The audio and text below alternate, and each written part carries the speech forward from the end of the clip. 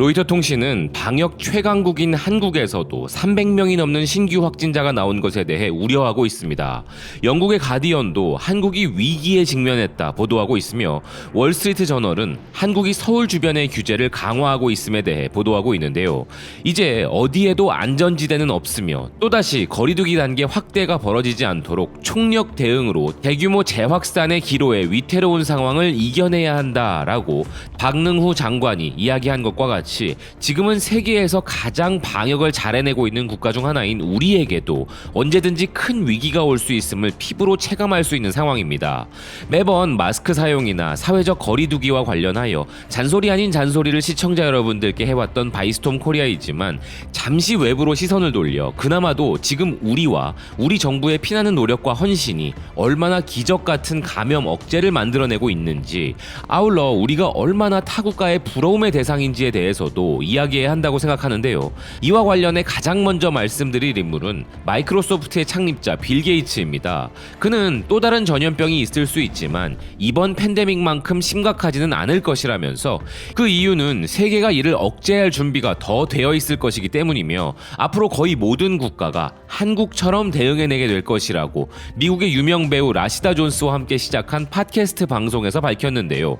그의 말에 따르면 앞으로 세상은 재택근무가 계속될 것이고 화상회의 등의 새로운 소프트웨어 도구들의 놀라운 혁신이 일어날 것이며 높은 인구 밀도의 도심으로부터 사람들이 벗어날 수 있는 환경 조성과 함께 원격 근무 등을 비롯한 사회적 접촉이 줄어들 수 있고 지금 개발되는 백신은 기록적으로 짧은 시간 안에 사람들에게 전달될 수 있을 것이지만 정상적인 삶으로의 회복에는 긴 시간이 걸릴 것이라고 전망하면서 이제 세계가 더 잘 준비된 방식으로 한국 그리고 호주처럼 잘 해낼 수 있을 것이라 이야기했습니다. 한편 월스트리트 저널은 전 세계 국가들이 백신 확보를 위한 각축전을 벌이는 가운데 팬데믹을 통제해내고 있는 한국은 미국이나 유럽과 달리 모더나 백신이나 화이자 백신의 공급을 위해 전혀 서두르지 않고 있다며 놀라움을 표하고 있습니다. 기사는 한국은 대부분의 국가들과는 다른 길을 가고 있다며 이는 한국이 철저한 방역을 통해 통제가 가능한 국가이기에 백신에 대해 서두르지 않고 기다릴 수 있다는 것인데요. 오히려 백신 기업들이 한국에게 계약을 재촉하고 있을 정도로 패닉 상태의 다른 국가들과는 다른 차분한 대응을 하고 있다면서 한국이 이렇게 하는 이유에 대해서도 설명하고 있습니다. 한국은 5,200만 명의 국민 중 60%를 대상으로 예방 접종을 하고자 하고 정부의 전폭적인 지원이 약속되어 있는 상황인데 보건당국자들은 신중하게 백신을 다루고 있다며 패스트트랙으로 나온 백신이기에 그 효과와 장기적인 부작용까지 감안하여 일단 다른 국가들의 진행 상황을 관찰할 것을 선호한다 전하고 있는데요. 보건 전문가들은 한국에게는 여유가 있기 때문에 백신이 얼마나 잘 작동하는지 그리고 수십 개의 백신 후보 중에서 어떤 것이 가장 좋은 효과를 발휘하는지 여부도 지켜보고 판단할 수 있다는 것인데요. 한국은 미국이나 유럽처럼 급한 상황이 아니기에 좀 더 신중한 접근이 가능하다는 것입니다.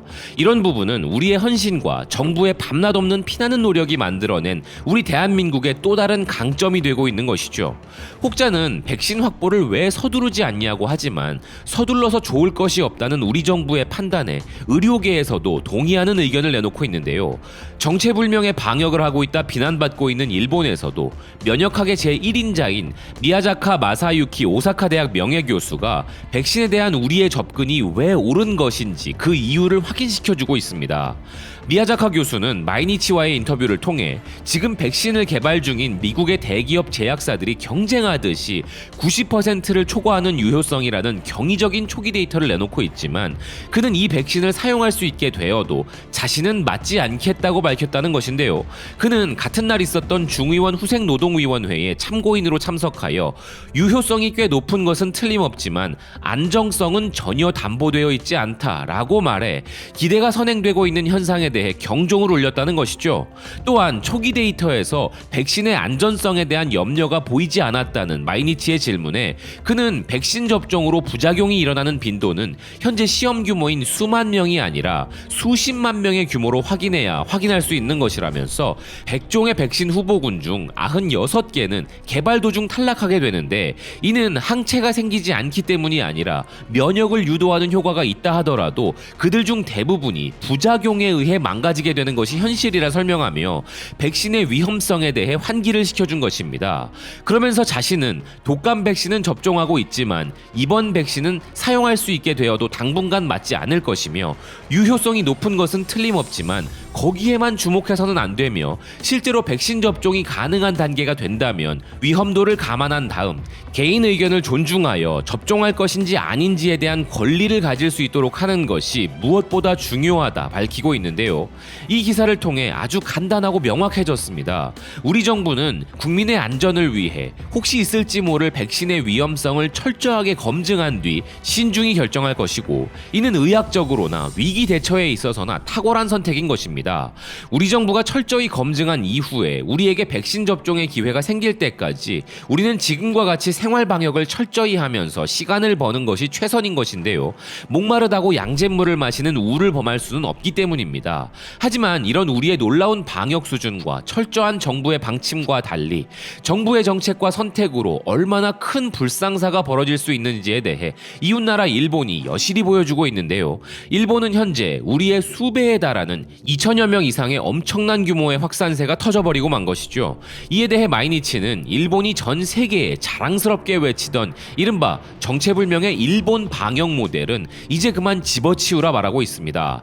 기사는 인류가 팬데믹을 이긴 증거로 올림픽을 실현하겠다는 결의를 한 스가의 상투적인 말이 있었지만 팬데믹으로 공격을 당하고 있어도 올림픽에 불을 끄지 않기 위해 선수들에게 엄격한 행동 제한을 부과하고 심지어 무관중으로 올림픽을 여는 생각도 하고 있는 상황에 올림픽 개최가 곧 팬데믹에 대한 승리라고 하는 아베와 스가의 이런 표현에는 논리의 비약이 있다 지적하고 있습니다. 즉 인간이 승리했다는 증거로 올림픽을 한다고 모여서 정작 올림픽에 집중해야 할 선수들은 방역에 더 집중해야 될 것이고 관중이 하나도 없는 올림픽이 열릴 수 있는데 이게 어찌 인간의 승리라고 할 수 있냐는 지적인 것이죠. 아울러 기사는 지난주 제3파가 거론되기 시작하여 정부 분과회의 오미 시게로 회장이 긴급사태 선언 회피를 위해 지금이 매우 중요한 때다라고 경고했는데 다음날 아침 스가는 기자들의 질문에 긴급사태 선언이나 고투 캠페인의 재검토에 대해서는 전문가들도 현재 그러한 상황에 있지 않다는 인식을 나타내고 있다라고 답했다면서 서로 앞뒤가 맞지 않는 이야기를 하고 있고 오히려 논리가 중간에서 바뀌어버리는 것처럼 들린다며 정부의 너무 엄격한 방역 지침으로 곤경에 처한 음식, 관광업 종사자들을 더 궁지로 몰아가는 것을 피하고 싶은 것은 알겠지만 그 이상으로 강력한 대책의 발동이나 제도 개혁에 나서지 않아도 일본은 감염 확대를 억제할 수 있을 것이라는 묘한 안심을 하고 있는 것이 아닌가 하는 것입니다. 즉 근거도 없이 오직 경제를 위해서 지금의 확산세는 괜찮다고 한다는 것인데요. 이 경제를 위한 부분에 대해서 니칸 겐다이는 여전히 정부는 고투 트래블 캠페인을 사수하고 있는데 이런 경제 대책이 오히려 경제에 더 큰 타격을 몰고 오고 있다면서 의료 거버넌스 연구소 마사히로 이사장은 이에 대해 아무리 생각해도 이런 캠페인은 중지해야 한다. 감염 관리가 전혀 되지 않는 상황에 이런 경제 대책은 오히려 경제에 타격을 주고 있다. 최근 전분기에 비해 GDP가 대폭 개선되었다는 보도가 나오고 있지만 이는 전년 동기 대비 수치로 보면 유럽 못지않은 마이너스 수치다. 검사도 부족한데 검사도 하지 않고 관광 캠페인을 진행하면 오히려 바이러스를 뿌리게 되어 산업은 더 망치게 되니 차라리 여행업자들에게 돈을 주는 게 나았다라고 이야기했다는 것입니다. 앞선 마이니치의 기사의 말미에는 일본이 이전에 긴급사태 선언 해제를 하면서 아베는 당돌하게도 일본 모델의 힘을 나타냈다라고 말했던 것에 대해 전하고 있는데요. 이에 대한 의견으로 기사는 민간 임시조사회에 의한 조사 검증 보고서를 언급하고 있습니다. 그 보고서는 아베 관저의 중추 스텝이 허둥지둥 벼락치기였지만 결과는 훌륭했다 라고 말한 부분에 대해 안희안 총괄은 안희안 전례주의를 낳아 다음 위기 대응을 위태롭게 한다 라고 지적하고 있다면서 불행히도 이번 겨울 일본의 위험은 더 높아질 것 같다는 것인데요. 아울러 지금 일본 정부에 필요한 것은 이런 정체불명의 일본 모델에 의지하는 것이 아니라 국민들과 과학적이고 냉정한 캐치볼을 주고받아야 한다 지적하고 있습니다.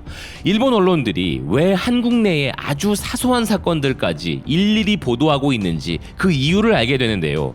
이렇게 정체불명의 방역으로 대응하는 일본 정부의 모습을 보면서 그들은 상대적으로 우리 정부의 방역이 얼마나 대단한지를 확실히 느끼며 감탄하고 있을 것이기 때문이죠.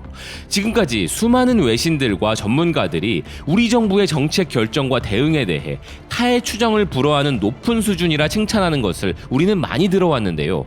그렇기에 우리 정부의 백신과 관련한 판단과 대응에도 자연스레 신뢰가 가는 것이죠. 전 세계가 위기에서 벗어나기 위해 백신이 반드시 필요한 것은 맞습니다만 우리 정부가 공식적으로 인정하는 백신이 나오기 전까지 우리에게 있어 가장 훌륭한 백신은 바로 생활 방역을 지키는 우리의 높은 시민의식이라는 점을 항상 기억해 주셨으면 한다는 생각입니다. 지금까지 대한민국 최우선주의 코리아 퍼스트 바이스톰 코리아였습니다. 시청해 주셔서 고맙습니다.